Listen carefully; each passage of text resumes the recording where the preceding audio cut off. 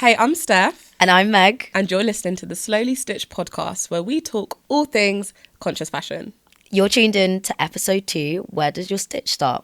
In honour of Women's History Month that just passed, we're dedicating this episode to discuss our first fashion inspirations. We'll also delve a little bit deeper into the relationship between fashion, style and identity and where it all started. So, Steph, what's your fashion feeling today?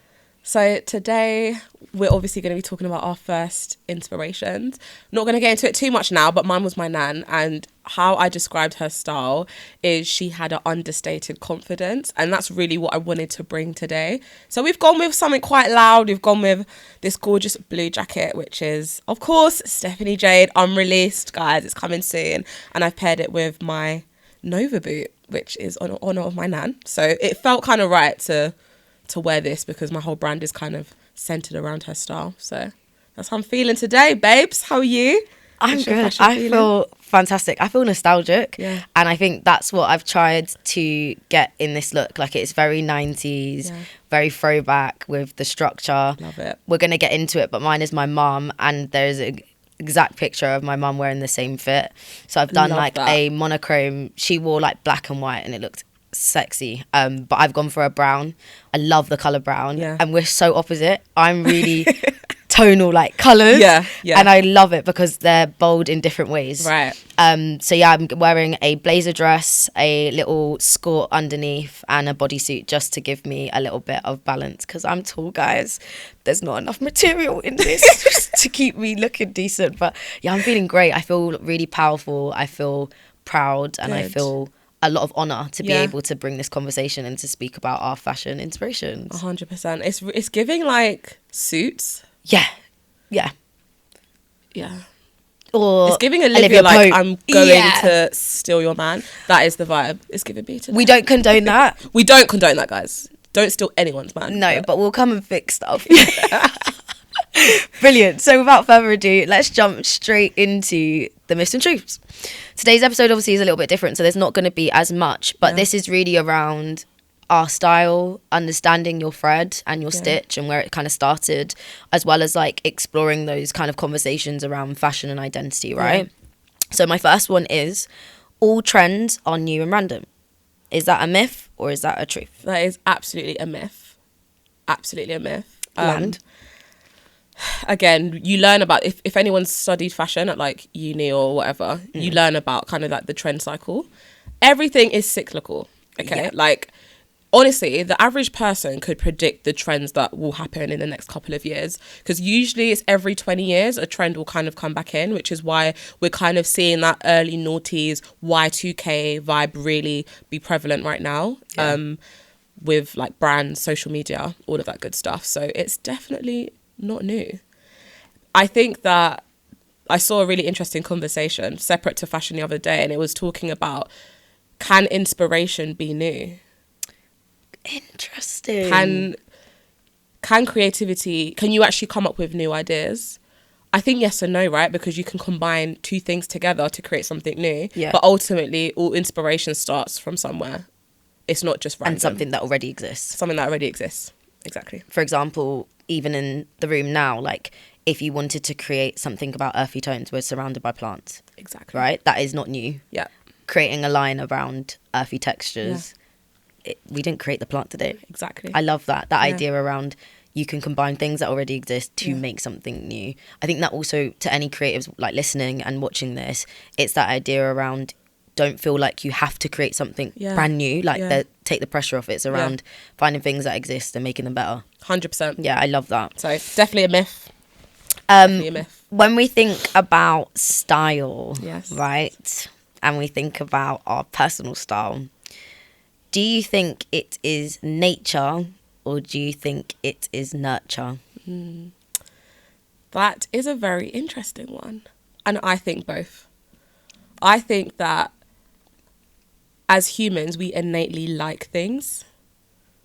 The same way that, you know, studies have found that like trauma can live in your cells and can be passed on to generations. I also do think that if you like particular things, that can also be passed down as well in some capacity, which sounds mental when it comes to fashion and style. But I do think you innately are drawn to certain things. So you might like structure, you might like color, you might like shapes, because naturally you're someone that loves nature, for example. So I think in that aspect, definitely like nature. I can't speak. I actually can't speak. Nature. But there's also that nurture element too, right? So again, we're going to delve into it today about where our inspirations came from. But that is nurture, essentially. It's things that you observe, that you see in your environment. Absolutely. So I think it's a bit of both. Yeah, I love that. And yeah, I couldn't agree more. I genuinely think there is a concept of both those two things kind of coming together. And finally, your style should be consistent and unchanging. False. Yeah. I think if your style has stayed the same since she was 5 years old, I'm a little bit worried for you. Something's gone wrong. It shouldn't. We change so much as people. Yeah. I think we spoke about this like last week. I'm not even the same person I was last month. So let alone 15 years ago. So again, my fashion and my style, granted, I'm not going to change my style every week, but it's about, using your clothes to reflect how you feel in a particular moment in time. Yeah. And your feelings change all the time. So your style should not be the same. No, I love that. Yeah. And yeah, for you listening, what do you think about these myths and truths? Do you agree with them or do you disagree? Let us know in the comments. Send us a cheeky email. Literally. So today's episode, as we mentioned, is really around going through the cycle and following that stitch all the way to the start. Yeah. We gave ourselves the task, right, to figure out what our first fashion inspirations are and how that has become who we are today and how that's a part of our running thread, right? So, I'm going to ask you, what's your fashion hero? So where did your stitch start? Yeah. My fashion hero, as I've said in my fashion feeling section, is my nan. She was such a great person. And guys, it's really weird coincidences because today is officially 9 years since her passing. It's so weird that the universe has lined up these episodes that when this is posted, it'll be officially 9 years. There's a star behind me, kind of crazy. Obviously, as we know, Nova means star. But she genuinely was a star with the way that she dressed. So a little bit of history about my nan. She was part of that Windrush generation. So she came to the UK from Jamaica in the 50s. And of course, we can't even imagine, right, like what she experienced. We're very blessed that we were born in a time where there was cultural diversity. Yes, we've all experienced racism in different ways in our lives, but it would be nothing compared to what she experienced when she came here. And, you're kind of sold this dream, right? Like, she told me stories all the time, like, come to England, like, your life will be better, whatever. Yeah. Then you come here and the reality is, like, so different, Like, she struggled, for example, to find places to rent because no landlord wanted to have a black person. Yeah.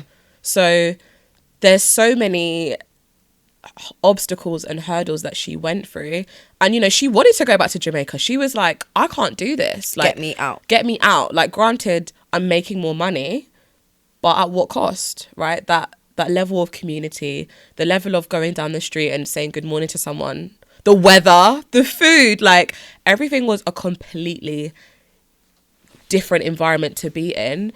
But what I loved is that she used fashion as a way to, I guess, kind of portray how she maybe wasn't feeling in those moments where, she was getting judged by the colour of her skin. She's getting judged before she's even opened her mouth. But she was like, do you know what? You can judge me on the colour of my skin, but you're never going to judge me on my fit. I love that. Or my look. The Rihanna one. All I can hear is she can beat me, but she can't beat my outfit. Yeah, absolutely.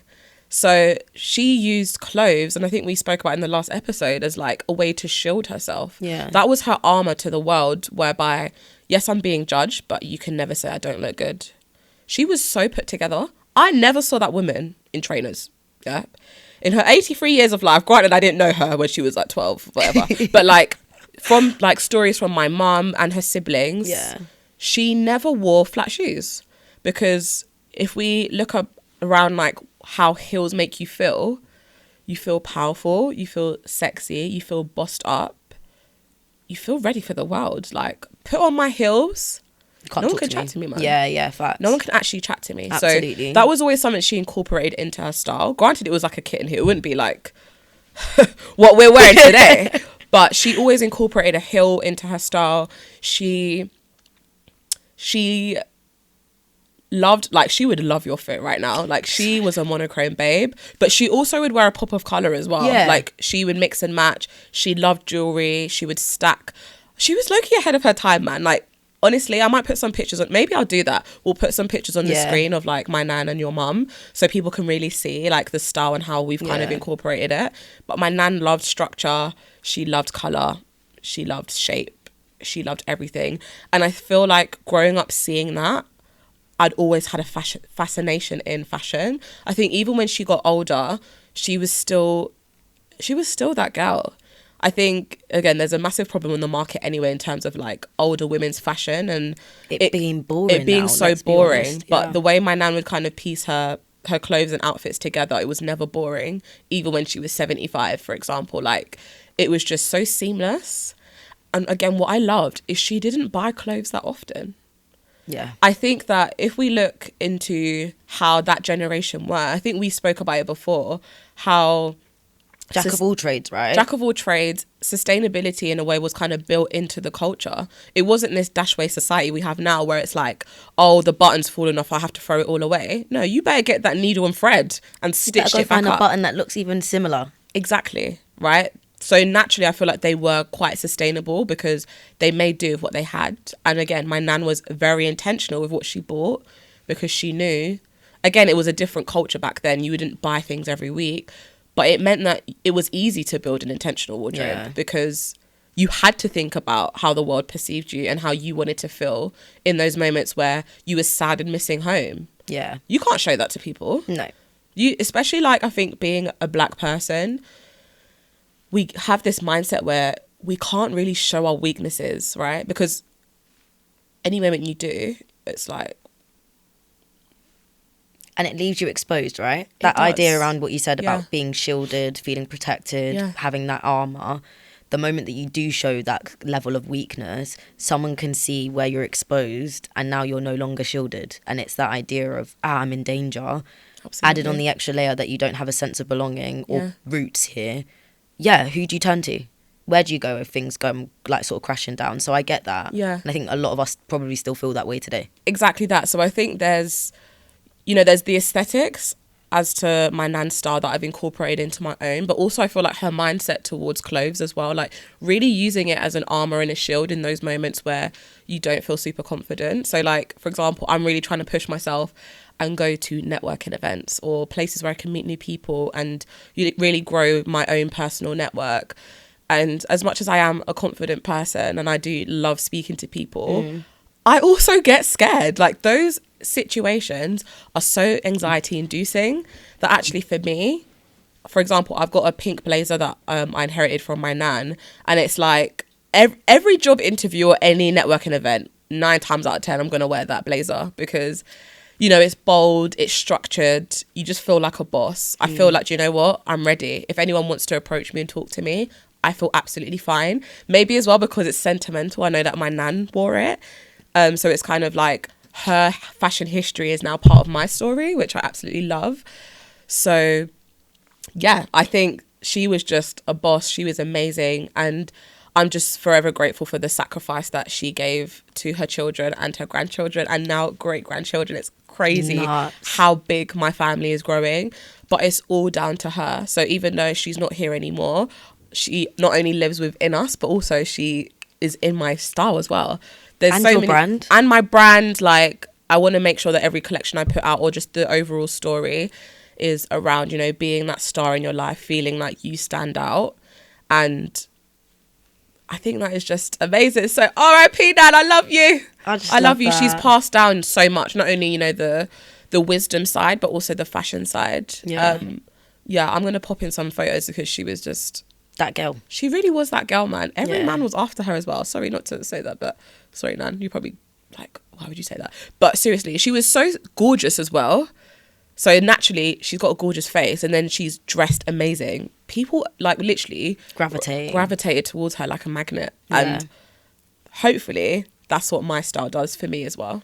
So love that. So much. She was amazing. But anyways, enough about me. No, I could literally Enough listen to about you me. speaking about your nan forever. There's just so much subliminal like messages that really, I think a lot of people that are products of immigration can really resonate with.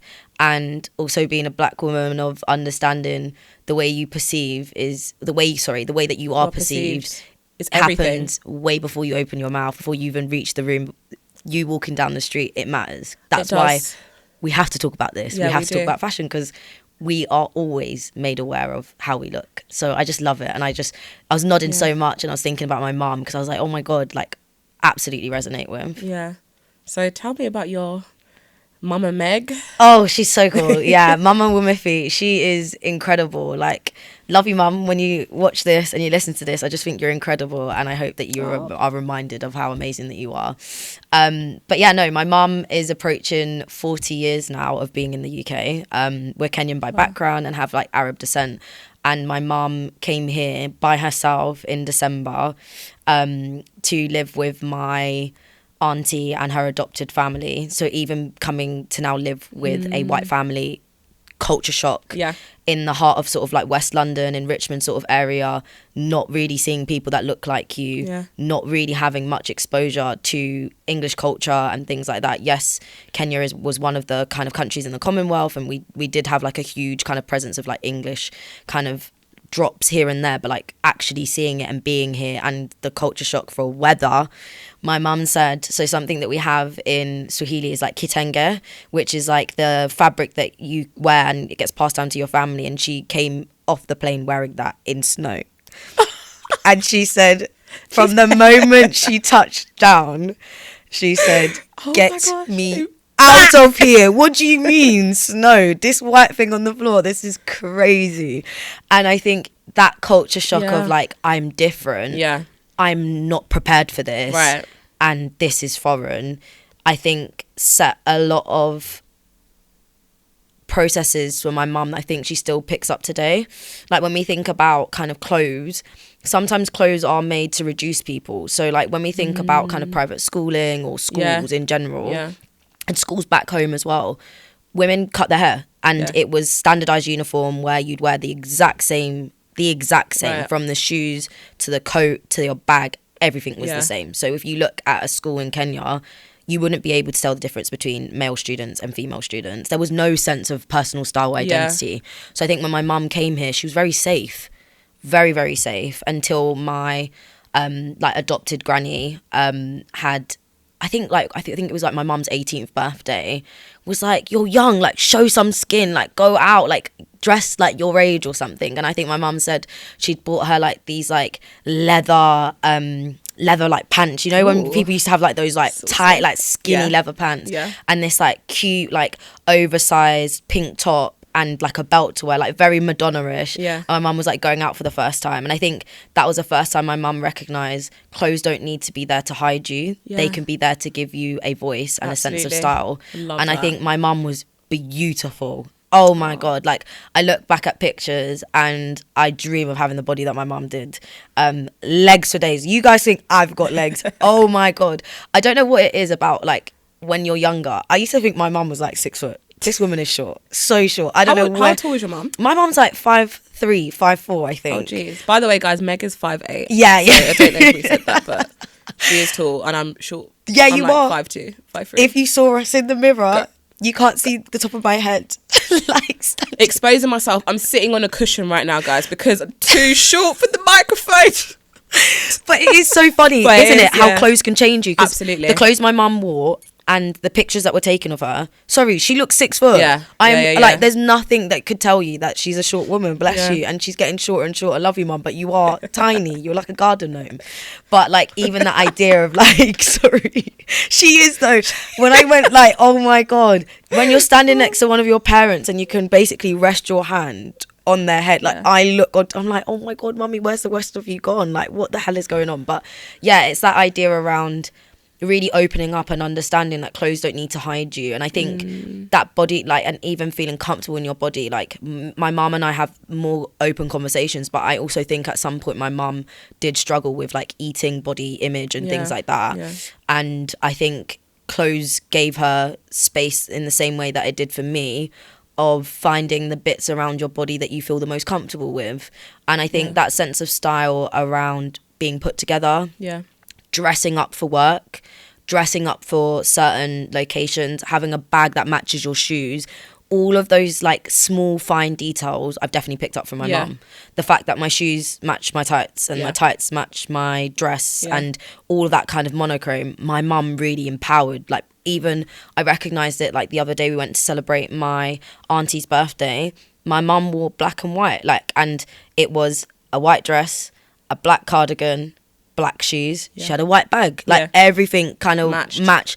From the earrings, oh my God, I'd watch my mum get ready for ages in the morning and all of her earrings would match the clothing that she wears. Love that. Like, even scent, there'd be a scent for what you wear. And it's like the fact that everything is intentional and there's like a little piece of you. And I think my mum's personal style it's really strong. And I feel like for me, those are the things that I've taken. Are there things about you that make you quite unique? And are there things that tell that story around, actually, I like wearing, I like sometimes showing my leg because actually that's the things that I feel the most confident about, right? Or I really like wearing bolder pieces because I might not like the fact that I'm quite boxy. So wearing shoulder pads, actually, it's drawing attention to other areas. The shoulder pads are there, but they even out my style because actually my shape, now I look like I ain't got no waist. And it's like things like that. And I just think so much of my style has come from my mum's experimentation, and the more that she was experimenting and the more that she continues to experiment, I do too. Like, no one is safe at home. I can say this for free. I have worn at least 50% of everyone's wardrobe, and I don't feel bad to say it, my poor brother as well. I will take that because I'm like, first of all, it's sentimental, but also my mood changes and who I want to be on that day. My clothes are able to give that to me. So if I want to wear something that's oversized, I will go to someone's wardrobe and I'll be like, oh yeah, what does that go with it? And I just love that. And I think that idea around customizing things and holding on to things and having things for special occasions is also something that I've learned. There are things that stay in your wardrobe and you think that they don't have any meaning or weight, or you feel like, oh, you've only worn that once. No, keep it there. Like, I think we get in that habit of like, oh, we've worn it once, we're going to chuck it. Actually, there's things that can get recycled. Absolutely. And I've definitely got into that process of like wearing things in rotation, and I love it. I'm like, yeah, it's not made the cycle yet, but we go again and it's going to be out of rotation next time. And it's that idea around saving things. Like, and I love that. Like, my mum has had things for years and she'd be like, I'm saving it for another special occasion. And there's things that she can wear now 15, 20 years on. Can I say that about pieces in my wardrobe? Not really. And I think that's the more intention that I want behind my style. And I just think that kind of like boldness and not feeling afraid to treat yourself. Just playing around a little bit with your African roots. Like, I tend to try and feed in a lot of like African styles and colours and things like that. And even in jewellery, big jewellery is massive. Like, jewellery is huge in African culture, particularly in East African culture. Like, it's massive. You have it as a statement that is used in weddings, in families, and things that are passed down. So actually being really bold with my jewellery is part of my armour and actually part of my personal style. And everyone from school up until my age now will always be like, yeah, Megan rings.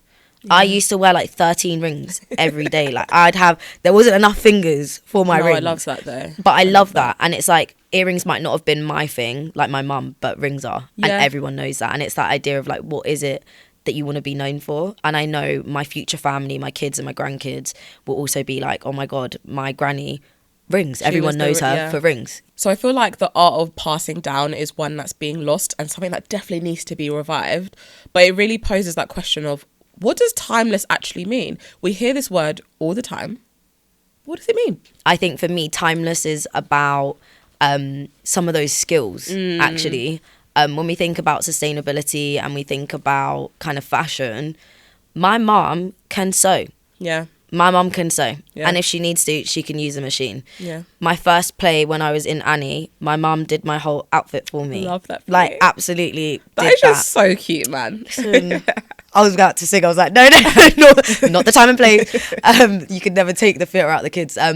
But yeah, like even that idea around things needing like to be quickly stitched or tailored, like your school trousers and like your shirts and things like that. Like there wasn't anything, and I think that's why a lot of their pieces were timeless, because they had some of these skills that we don't have. Like think about your network, think about your group of friends, right? Think about us. How many of your friends actually have those timeless skills now? Probably not many, right?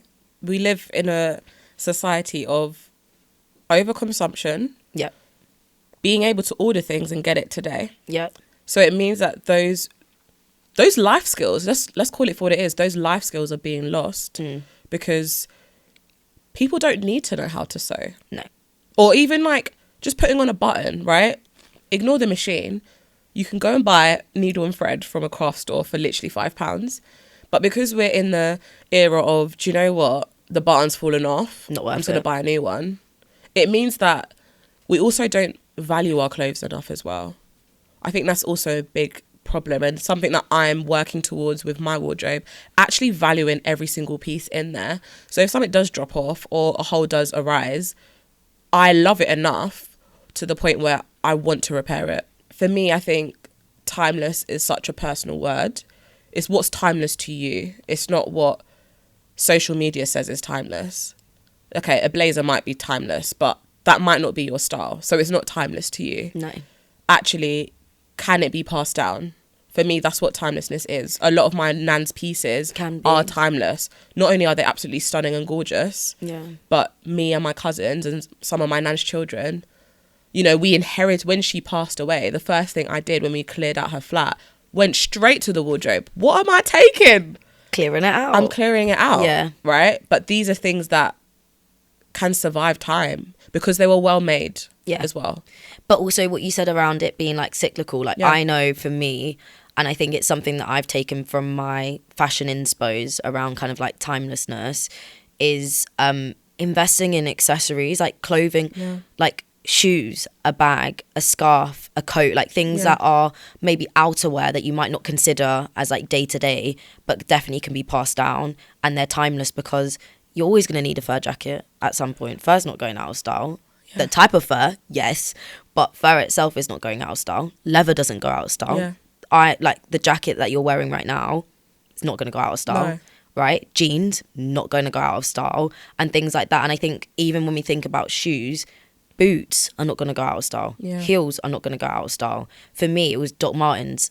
Is my thread changing? Yes. When I was a kid, oh my God, me and Docs were like, besties. We go together real good. I had them in every colour, like limited edition. I don't want anyone wearing the same ones as me.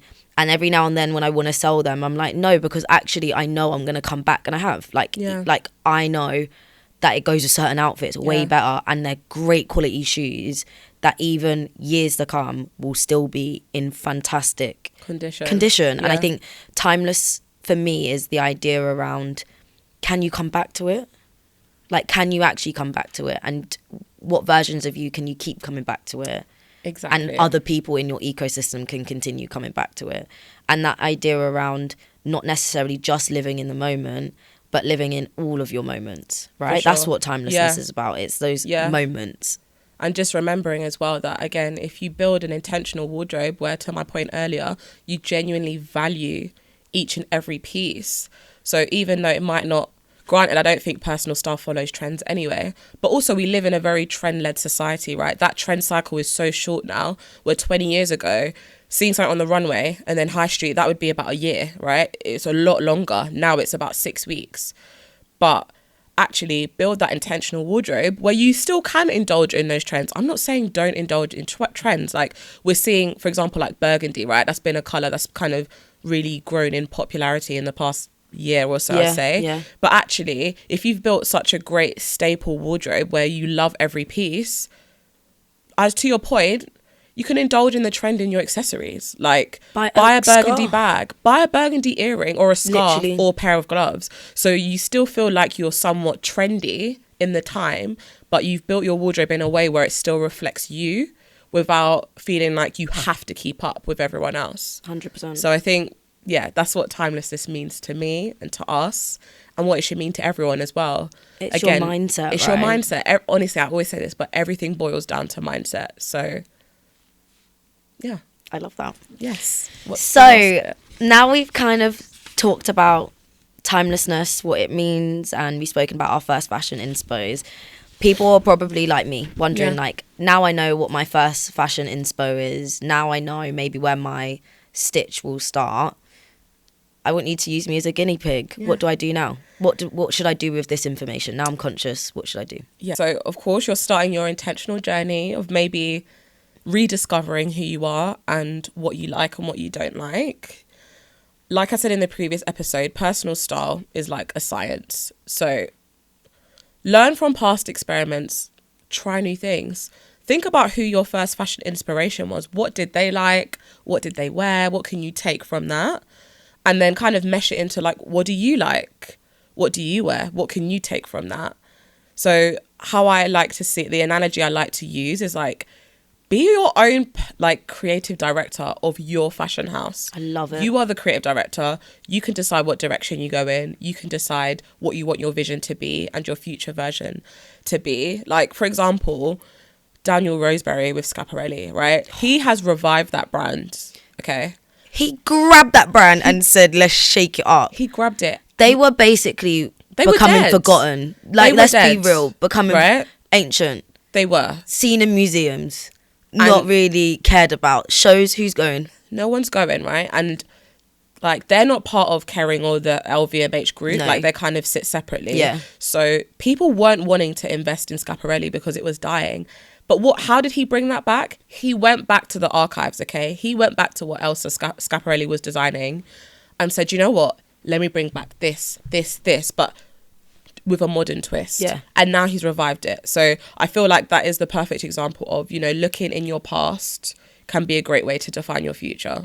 Oh, bars. And I think for anyone struggling, take pictures. Take pictures of your outfits. Like, take pictures of fits or things that you might put together when you feel good, when you feel good, when you don't feel so good, like in all of those different environments that you find yourself in. Your fits for work, your fits for going out with your friends, like those more fancier occasions that you might go to. There's no one better to compare yourself with than you, right? And going through finding out what works best for you. I think pictures are the best thing ever. And looking at obviously those fashion inspos as well. Look at pictures for inspo. Yeah, that's it. That's where I would start there. And it's a slow journey. It's not something you have to figure out in a week or a month or a year. Take your time. Gosh, that was such a great takeaway, and I think it's honestly amazing. And I feel like even for myself, where I am now, looking at my own wardrobe and wanting to kind of be a little bit more intentional and do a little bit of a clear out, a little bit of an audit, I'm definitely going to take all of those tips on board. So thank you, Steph. You're very welcome. Our favourite. Now it's over to you guys. So I have 2 questions that I want to leave you with, which is, what's your first fashion inspo? Who do you think of when you think about your personal style? Who resonates with you the most? So tracing back your own stitch, where does your stitch start? Number 1. And number 2, what era of fashion do you feel like you resonate with the most? And on that note, that's the end of the episode. Thank you so much for listening. If you got this far, be sure to like, comment, subscribe, and share with a friend so that we can reach new audiences. And as always, if you enjoyed the discussion, we will leave further resources for you to watch or read in the description below. So always remember that the best fashion statement you can make is staying true to yourself. And on that note, until next time, bye.